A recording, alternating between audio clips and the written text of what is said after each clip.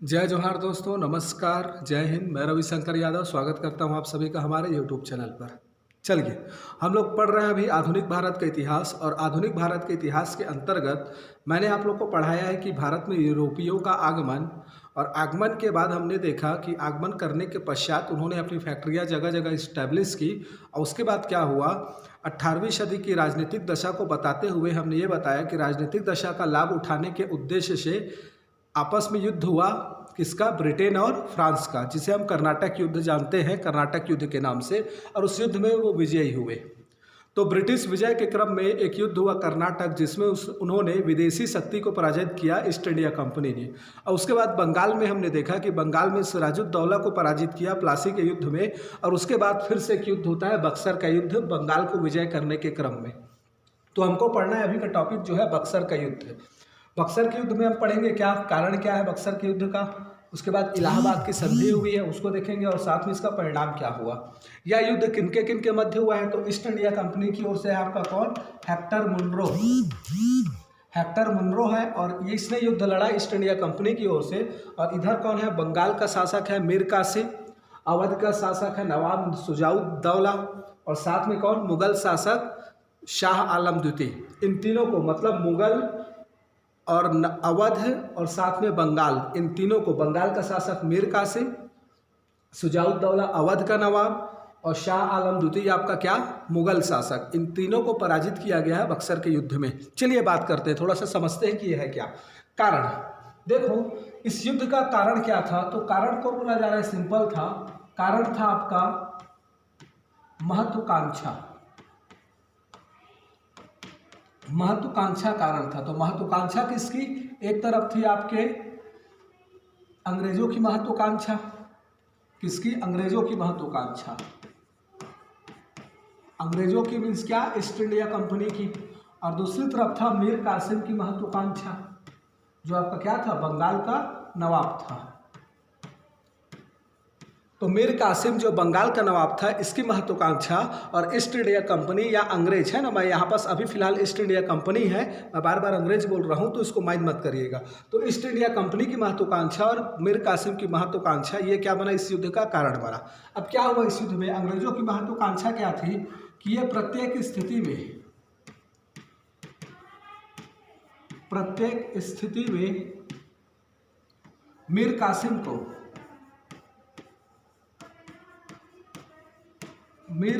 को कठपुतली शासक के तौर पर इस्तेमाल करना चाहते थे। कठपुतली शासक के तौर पर इस्तेमाल करना चाहते थे।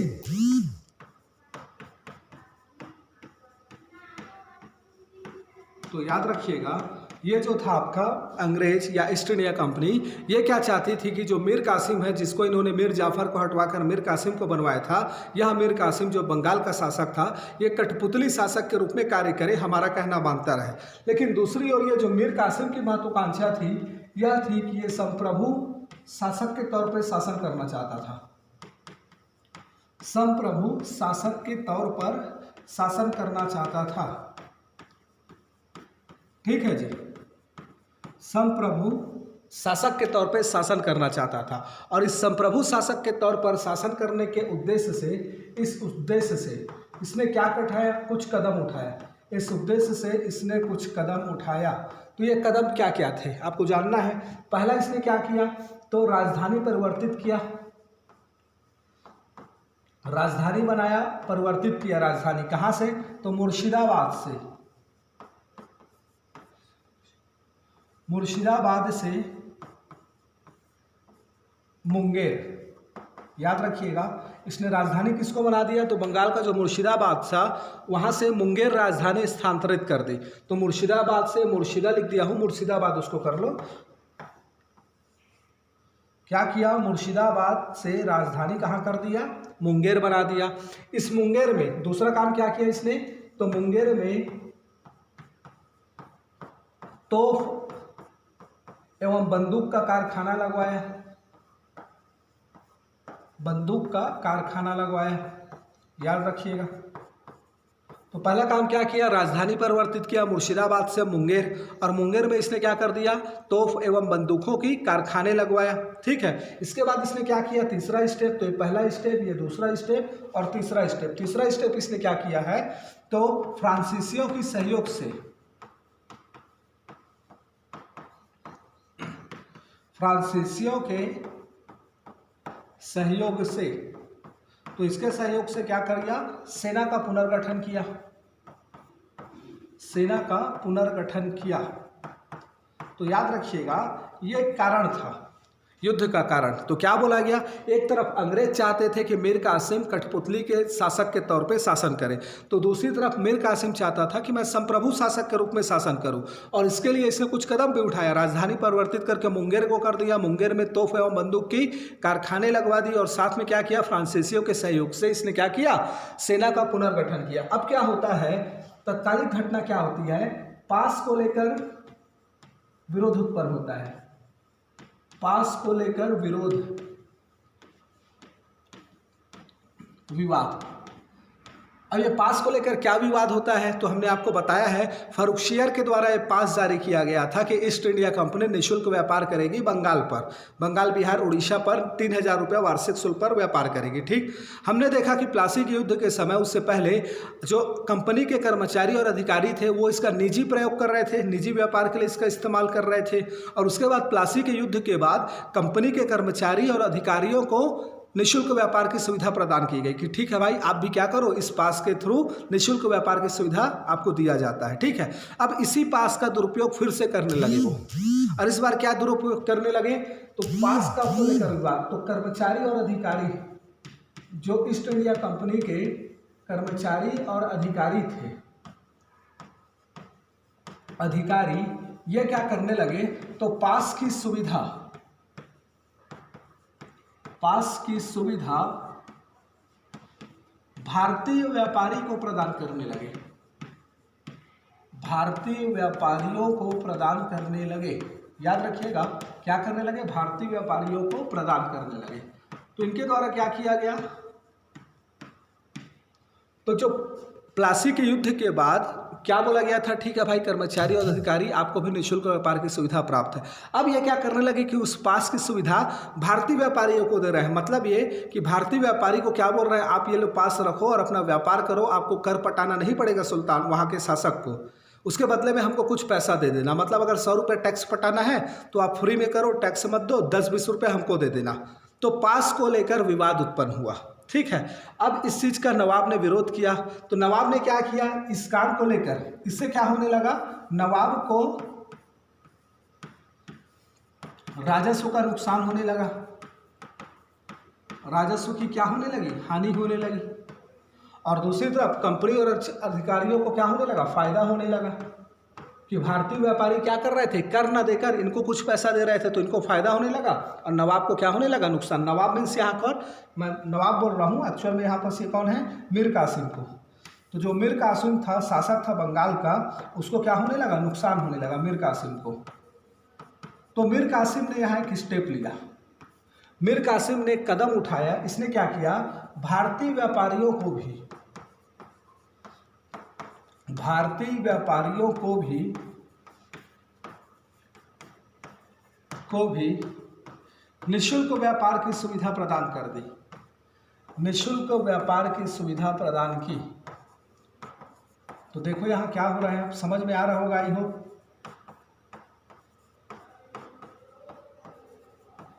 तो मैं क्या बोल रहा हूँ, ये जो विवाद हुआ पास को लेकर कि कर्मचारी अधिकारी के द्वारा भारतीय व्यापारियों को पास की सुविधा प्रदान की गई, इससे राजस्व का नुकसान होने लगा मीर कासिम को, और दूसरी तरफ अंग्रेजों को, इसके कर्मचारियों को फायदा होने लगा। तो यहाँ पर क्या किया मीर कासिम ने क्या कर दिया, भारतीय व्यापारियों को भी निःशुल्क व्यापार की सुविधा प्रदान कर दी। अब यह निःशुल्क व्यापार की सुविधा प्रदान की, इससे विवाद और बढ़ा, और इसी विवाद का परिणाम क्या हुआ, बक्सर का युद्ध हुआ, है ना। इसके कारण क्या हुआ, विवाद बढ़ा, दोनों के बीच विवाद में वृद्धि हुई, और इस विवाद का परिणाम ही क्या निकल कर आया, बक्सर का युद्ध निकल कर आया। परिणाम क्या निकला, बक्सर का युद्ध। याद रखिएगा। तो बक्सर का युद्ध जो निकला और बोला गया कि क्या हुआ बक्सर का युद्ध, हेक्टर मुनरो एक तरफ कौन था ईस्ट इंडिया कंपनी की तरफ से हेक्टर मुनरो, और दूसरी तरफ मीर कासिम था बंगाल का, शुजाउद्दौला था अवध का, और क्या था शाह आलम द्वितीय। ठीक है, तो आप इसके बाद लिख लीजिएगा। इसके बाद ये कारण में है पूरा, हम क्या पढ़ रहे हैं कारण। कारण में पहले हुई महत्वाकांक्षा और साथ में क्या हुआ पास को लेकर विवाद उत्पन्न हुआ। तो इस विवाद के तहत ये घटनाक्रम हुई। निःशुल्क व्यापार की सुविधा भारतीयों को भी प्रदान कर दिया गया मीर कासिम के द्वारा, और अंततः फिर विवाद बढ़ा जिसका परिणाम बक्सर के युद्ध के रूप में सामने आया। और इस युद्ध में आप एक लाइन लिख लीजिएगा कि इस युद्ध में हेक्टर मुनरो के द्वारा संयुक्त भारतीय शक्तियों को, संयुक्त भारतीय शक्तियां मीन्स क्या, मीर कासिम, शुजाउद्दौला और शाह आलम द्वितीय, इन तीनों को, इसी को मैं बोल रहा हूँ क्या, संयुक्त भारतीय शक्ति। तो संयुक्त भारतीय शक्तियों को क्या किया गया, पराजित कर दिया गया। ठीक है, अब पराजित करने के बाद क्या होता है, तो पराजित होने के बाद होता है इलाहाबाद की संधि। कौन सी संधि हो रही है, तो बोला जा रहा है इलाहाबाद की संधि। तो याद रखिएगा पराजित होने के बाद होता है इलाहाबाद की संधि। इलाहाबाद की संधि, और इस इलाहाबाद की संधि के लिए क्लाइव को इंग्लैंड से बुलाया गया। क्लाइव है ना, मैं बता चुका हूँ क्लाइव के बारे में, पढ़ चुके हम लोग। सेकंड कर्नाटक युद्ध में इसने क्या किया था, अंग्रेजों की स्थिति को मजबूत की थी, फिर कलकत्ता को पुनः नियंत्रण किया था, चंद्रनगर पर क्या किया था, कंट्रोल किया था, अलीनगर की संधि की थी, फ्रांसीसियों पर कमजोर किया था और नवाब के विरुद्ध षड्यंत्र रचा था। ये सब हमने देखा है क्लाइव के बारे में। तो क्लाइव अभी क्या था, इंग्लैंड में था। अभी जो है समय ये 64 का, इस दौरान क्लाइव क्या था, इंग्लैंड में था। तो युद्ध में पराजित होने के पश्चात भारतीय शक्तियों के साथ इलाहाबाद की संधि हुई, और इस संधि के लिए क्लाइव को बुलाया गया, कहाँ से, इंग्लैंड से, और इंग्लैंड से बुलाया गया और इलाहाबाद की संधि हुई 1765 में। याद रखिएगा, तो 1765 में इलाहाबाद की संधि हुई, और इस संधि ये 3 लोगों से हुई। एक मुगलों से हुई, दूसरा हुआ अवध के साथ, और तीसरा हुआ बंगाल के साथ। ठीक है जी। तो मुख्यतः अगर इलाहाबाद की संधि किसी एक को लेकर पूछा जाएगा तो मुगल के साथ है। मुगल शासक के साथ क्या हुआ, इलाहाबाद की संधि हो गई।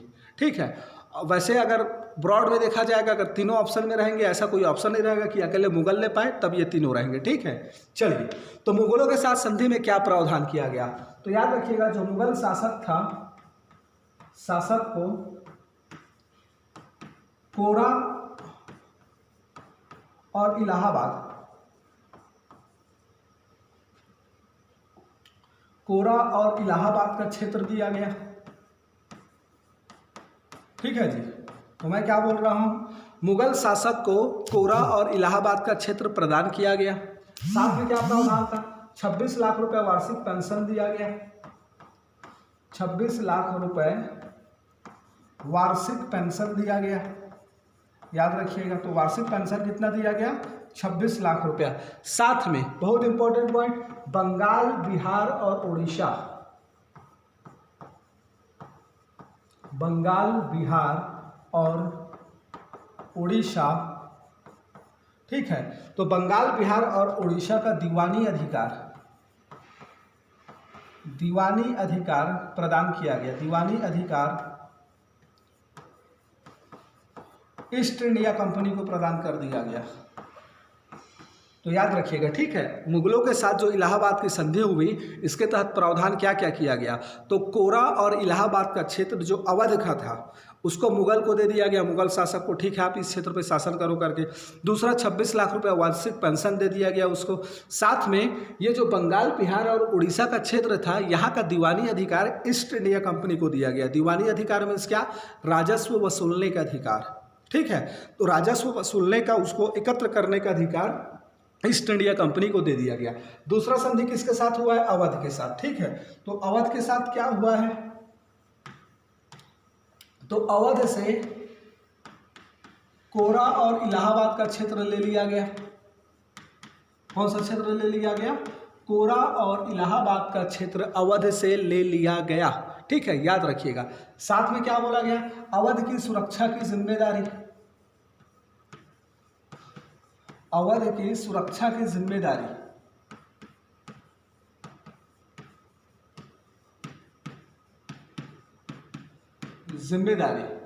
ईस्ट इंडिया कंपनी की होगी।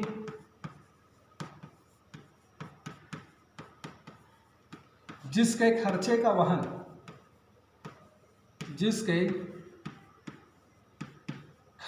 वहन नवाब करेगा। ठीक है जी, नवाब करेगा। याद रखिएगा क्या किया गया, बोल दिया गया कि भाई अब आपकी सुरक्षा की जिम्मेदारी हमारी है संधि के तहत, और हमारी ओर से जितने भी सेना सैनिक आपके पास रहेंगे दरबार में, है ना, उस सभी का खर्चा पानी आप क्या करना, ये करना। ये अप्रत्यक्ष रूप से ना ये दरबार में इंटरफेयर है। ये अंग्रेजों की नीति है कि हम क्या करें कि अभी प्रशासनिक जानकारी नहीं है तो उसके दरबार में बैठ जाओ, सुरक्षा के नाम से कैसे प्रशासन चल रहा है वो सबकी जानकारी लो और उनकी बातों को क्या करो, जानते रहो करके। ठीक है, याद रखिएगा। रेजिडेंट नियुक्त कर देते थे और रेजिडेंट बैठता था दरबार में, और दरबार में फिर क्या होता था, क्या हो रहा है वो सब देखते रहता था।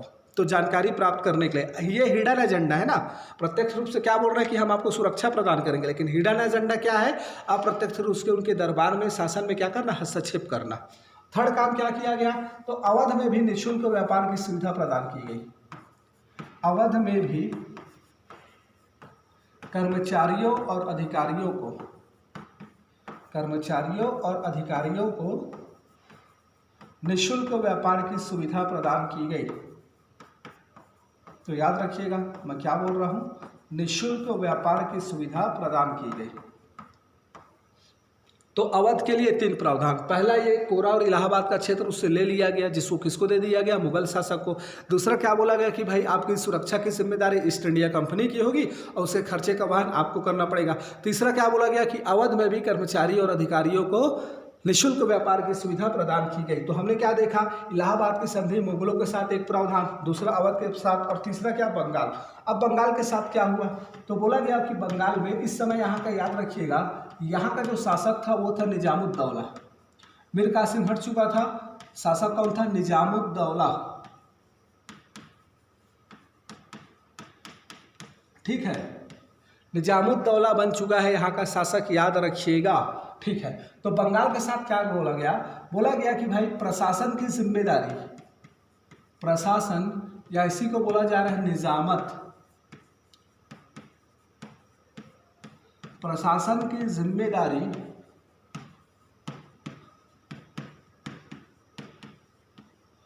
शासक की होगी, इसी शासक की होगी।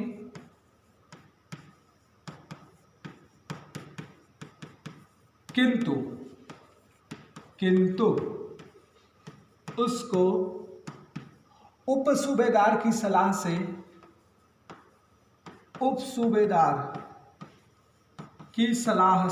प्रशासन करना होगा।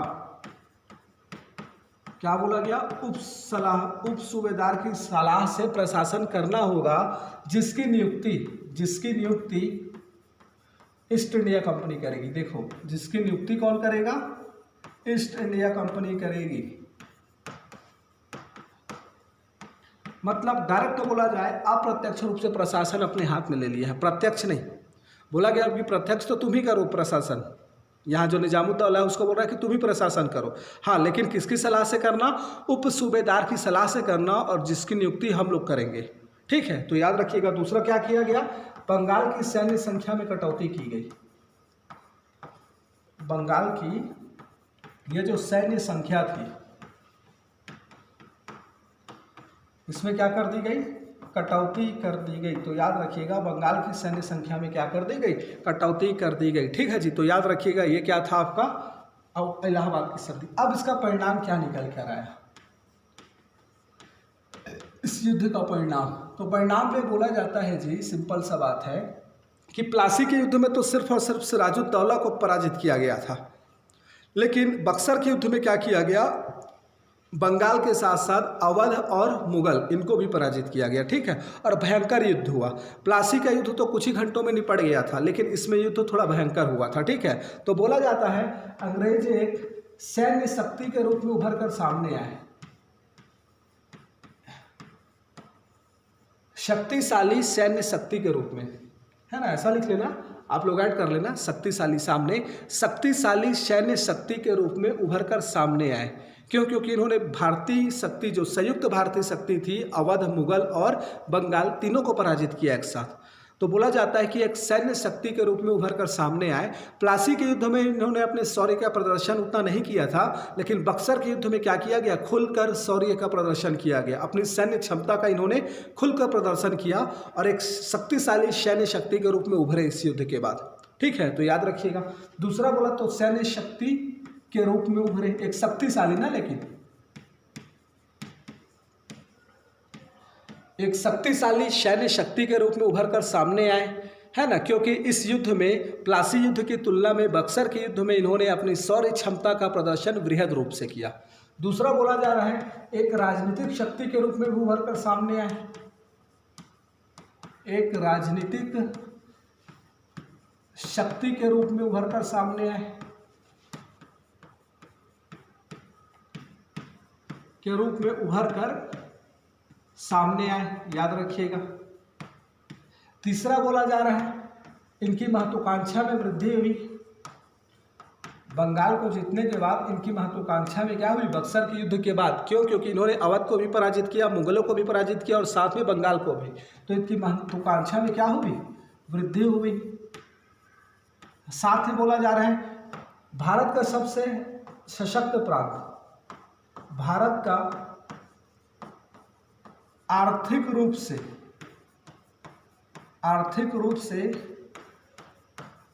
सबसे सशक्त प्रांत, सबसे सशक्त प्रांत बंगाल। बंगाल में इनका नियंत्रण स्थापित हो गया। आप लोग लिख लीजिएगा आगे मैं क्या बोल रहा हूँ। भारत का आर्थिक दृष्टि से सबसे संपन्न प्रांत बंगाल में इनका नियंत्रण स्थापित हुआ, है ना। और बंगाल के धन से इन्होंने संपूर्ण भारत को जीतने का लक्ष्य रखा। मतलब बंगाल एक समृद्ध प्रांत था, बहुत ज़्यादा राजस्व आता था उससे, तो उसी के धन से इन्होंने क्या किया? भारत को जीतने का लक्ष्य रखा। फिर चलो भाई, हमारी धन की कमी जो थी वो पूर्ति हो गई, अब हमको बंगाल से बहुत वृहद मात्रा में धन मिलेगा। अब इस धन से हम लोग क्या करेंगे?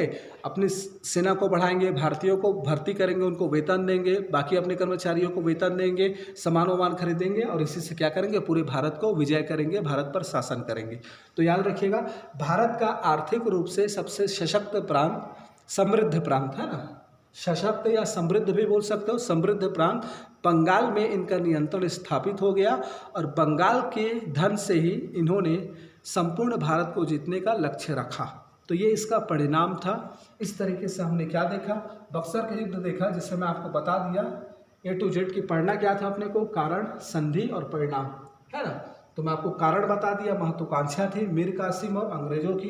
अंग्रेज कठपुतली शासक चाहते थे, संप्रभु शासक के तौर पे शासन करना चाहता था। स्टेप उठाया, राजधानी परिवर्तित कर दिया, मुंगेर में बंदूक तोप का कारखाना लगाया, सैन्य का पुनर्गठन किया। उसके बाद पास को लेकर विवाद उठा, उन लोग दुरुपयोग कर रहे थे, भारतीय व्यापारियों को प्रदान कर रहे थे सुविधा। इसने घोषणा कर दी कि भारतीय व्यापारी तुम लोग भी निःशुल्क व्यापार करो, और विवाद बढ़ा, जिसका परिणाम क्या हुआ? युद्ध के रूप में, जिसकी परिणति बक्सर की युद्ध थी। इस युद्ध में भारतीय शक्तियों की या संयुक्त भारतीय शक्तियों की पराजय हुई। इसके बाद क्या हुआ? इलाहाबाद की संधि हुई। इस इलाहाबाद की संधि के लिए क्लाइव को बुलाया गया। मुगलों के साथ हुई, अवध के साथ हुई, बंगाल के साथ हुई। कोरा और इलाहाबाद का क्षेत्र मुगल शासक को दिया गया, 26 लाख रुपए वार्षिक पेंशन दिया गया, और बंगाल, बिहार, उड़ीसा का दीवारी अधिकार किसको दे दिया गया? ईस्ट इंडिया कंपनी को। अवध के साथ क्या बोल रहा है? कोरा और इलाहाबाद का क्षेत्र ले लिया गया, सुरक्षा की जिम्मेदारी ईस्ट इंडिया कंपनी की होगी, जिसको खर्चे का वहन उसको करना था अवध के नवाब को। और साथ में क्या बोल दिया गया कि यहाँ भी इनको निःशुल्क व्यापार की सुविधा प्रदान कर दी गई कर्मचारी और अधिकारियों को। बंगाल के साथ क्या बोला गया? बोला गया कि ठीक है भाई, बंगाल में प्रशासन की जिम्मेदारी, प्रशासन में निजामत, तो निजामत की जिम्मेदारी आपकी है, लेकिन आपको उप सूबेदार की सलाह से शासन करना होगा, और जिसकी नियुक्ति हम लोग करेंगे, और सेनाओं की संख्या में कटौती कर दी गई।